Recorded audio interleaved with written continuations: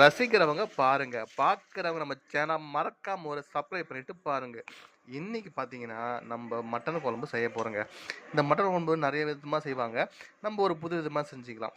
அதுக்கு தேவையான தக்காளி கொஞ்சமா, அதுக்கப்புறம் சாம்பார் வெங்காயம், அதுக்கப்புறம் தேவையான தேங்காய் பில்லை, அதுக்கப்புறம் 2 வரமிளகா, அதுக்கப்புறம் தனியா, மிளகு, கொஞ்சமா சீரகம்.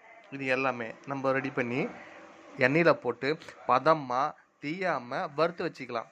அதுக்கப்புறம் எப்படி செய்யறத கண்டினியூவாக பாருங்கள், ஸ்கிப் பண்ணாமல். வாங்க வீடியோக்குள்ளே போகலாம்.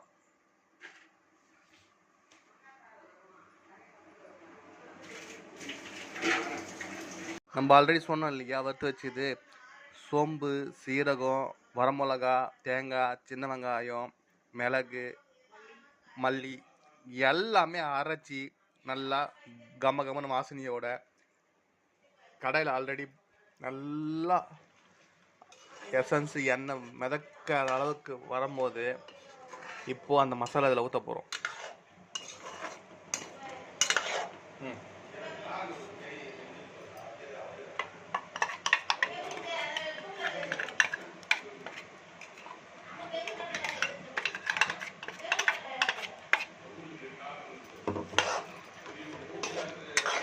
நல்லா உள்ள மசாலா இறங்குற அளவுக்கு நல்லா பட்டதுக்கு அப்புறம் அப்படியே நல்லா சிம்பிளில் வச்சு மட்டனை வேக வச்சுக்கலாம்.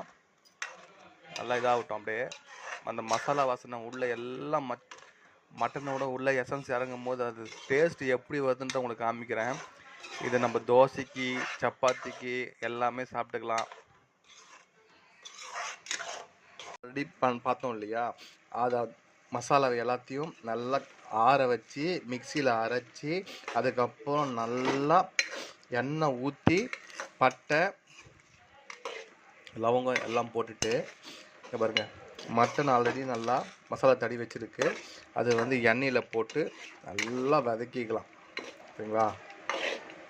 மட்டன் குழம்பு செய்யறதுக்கு நல்லா எண்ணெயில் போட்டு வறுத்து எடுத்துட்டு அதுக்கப்புறம் எப்படி வருதுன்ற மட்டும் மறக்காமல் பார்த்துட்டே இருங்க. மூடி வச்சுக்கலாம்.